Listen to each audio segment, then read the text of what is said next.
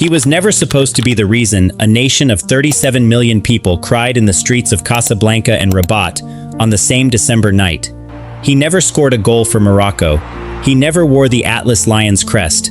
He is not a coach, not a scout, not even a former player of any real note.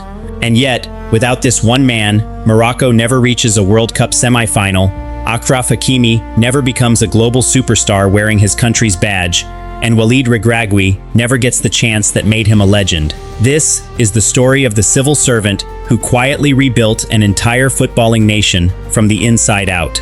Welcome to Football Detailing, and let's get started. To understand Fouzi Lekjaa, you have to go back before the trophies, before the federation.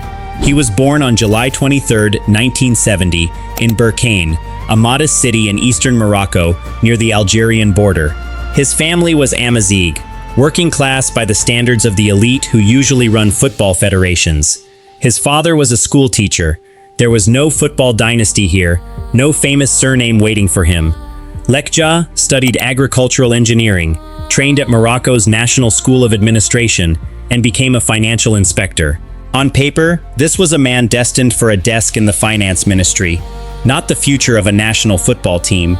Nobody looking at his resume in the late 1990s would have guessed he'd one day sit at the same table as Gianni Infantino and the King of Morocco, deciding the direction of African football. The first real clue came in 2000, when Lekjaa took on a role with RS Berkane, his hometown club, then stuck in Morocco's third division with no money and no ambition. He wasn't a football man by trade. He was a finance man who happened to love his local club, and what he brought to Berkane was structure. He helped professionalize the club from the inside, building governance and financial discipline where there had been none. By 2009, he was club president. By 2012, Berkane were back in the top flight for the first time since the 1980s. 2 years later, they reached the Throne Cup final for the first time since 1986. This wasn't luck. It was the same formula Lekjaa would later apply to an entire country: take a broken institution, professionalize it top to bottom, and be patient enough to let results arrive on their own timeline. While Lekjaa rebuilt a small club in Berkane, something bigger was already in motion above him. In 2008, King Mohammed VI addressed Morocco's National Sports Conference and laid out a roadmap almost nobody grasped the significance of at the time. A year later, the king inaugurated the Mohammed VI Football Academy in Saleh, an 18-hectare complex built to develop young Moroccan talent with the professionalism usually reserved for European giants. Nobody knew it yet, but the players who would one day carry Morocco to a World Cup semi-final were about to walk through those doors as children. The vision existed. What Moroccan football didn't have yet was someone inside the federation who could actually execute it.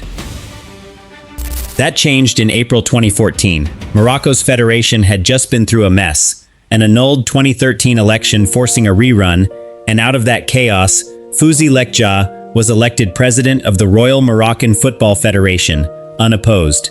At the time, Morocco sat somewhere around the 76th to 90th spot in the FIFA World Rankings, a mid-table African nation with talent scattered across Europe and no coherent system pulling it together.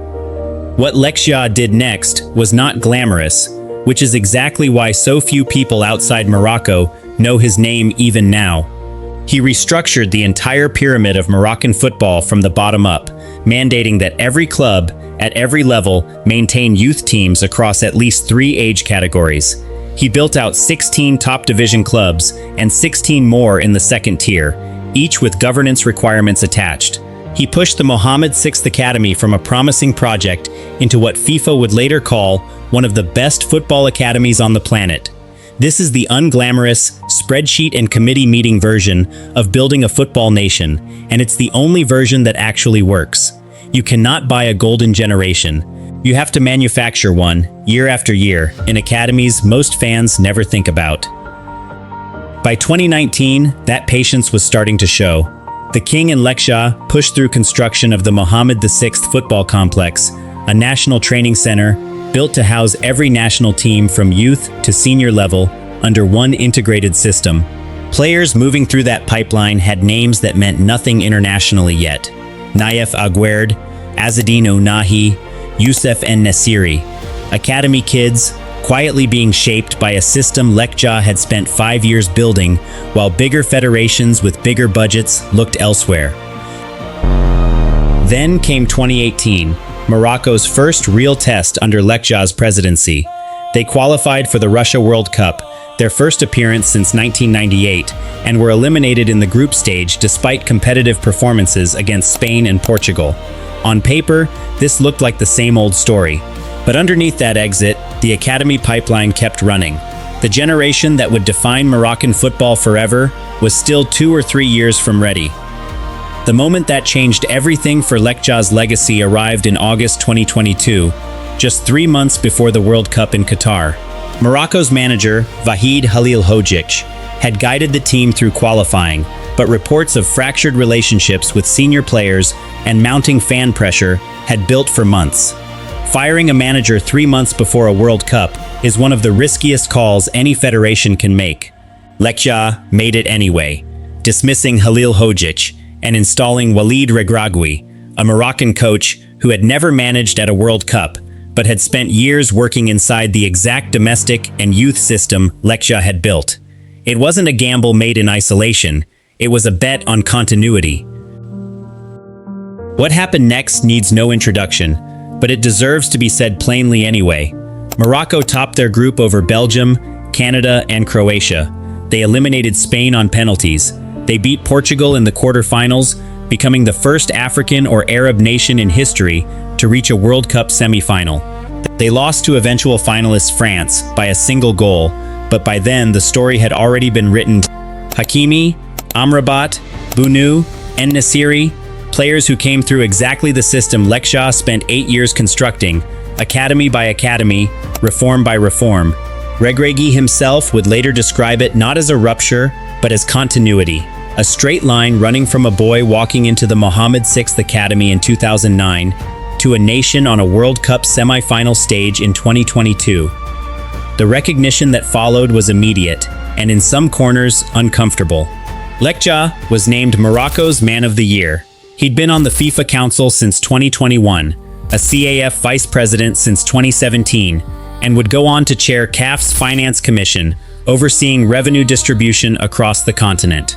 In October 2021, before any of the World Cup glory, he'd already been appointed Morocco's minister delegate for the budget, simultaneously running the federation and helping manage the country's finances.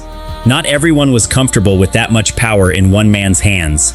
Algerian state media accused him of corruption and manipulation in 2023, part of a long-running regional rivalry that predates Lekjaa but has increasingly centered on him, sparking a social media campaign for his removal from CAF's committees. Critics elsewhere have made a similar argument that too much power sits with one statesman instead of being spread across football professionals. Lekjaa has never been a passive figure. He is publicly assertive and unapologetic about the influence he holds. But the results kept compounding. In 2022, following the ticket chaos at the World Cup itself, he launched an investigation that led to arrests over an illegal ticket resale scandal. Morocco was awarded the 2025 Africa Cup of Nations after it was stripped from Guinea, and was crowned champion after Senegal forfeited the final following a CAF appeal ruling. In April 2025, Lekjaa was elected first vice president of the entire Confederation of African Football. That same year, the Mohammed VI Academy delivered another headline. In October 2025, Morocco's under-20 side, built almost entirely from academy graduates, beat Argentina 2-0 in Chile to win the FIFA Under-20 World Cup, the first Arab nation ever to claim that title. The system Lekjaa built in 2014 was no longer producing one golden generation. It was producing a conveyor belt. Now Lekjaa sits at the center of something even bigger. In 2023, he was appointed to chair Morocco's organizing committee for the 2030 World Cup, a joint bid with Spain and Portugal that will make Morocco the first African nation to co-host football's biggest tournament. Reports out of Spain describe real anxiety within their own federation at how fast Lekjaa's side is moving, with several planned Spanish host cities quietly dropping out while Morocco's infrastructure races ahead of schedule. Whatever people think of him personally, and opinions vary sharply depending which country you ask, nobody seriously disputes his competence anymore. So why does almost nobody outside football administration know his name? Because the work is invisible by design. Nobody buys a jersey with a federation president's name on the back. The academy system, the governance reforms, the coaching pipeline, none of it produces a highlight reel. It only produces the players who go on to produce the highlight reels years later. Hakimi's smile after beating Spain, and Nasiri's header against Portugal, an entire country pouring into the streets at 2 in the morning. All of it was the visible tip of a project that started in 2008 with a royal letter to a sports conference, carried out for the next decade and a half by a former financial inspector from Berkane, who nobody expected to matter this much. Ask most Moroccan fans what changed between the group stage exit of 2018 and the semi-final of 2022, and they'll talk about Regragui's tactics, or Hakimi's rise, or a golden generation finally arriving. Very few will mention the man in the Federation office who spent almost a decade making sure that generation had somewhere to develop in the first place. Not a coach, not a star player, but a bureaucrat who treated a football federation like an actual institution that needed building, and in doing so, quietly architected the greatest miracle African football has ever produced. If you enjoyed this deep dive into the man behind Morocco's rise, make sure you're subscribed to Football Detailing for more stories like this one, and let me know in the comments who you want us to cover next.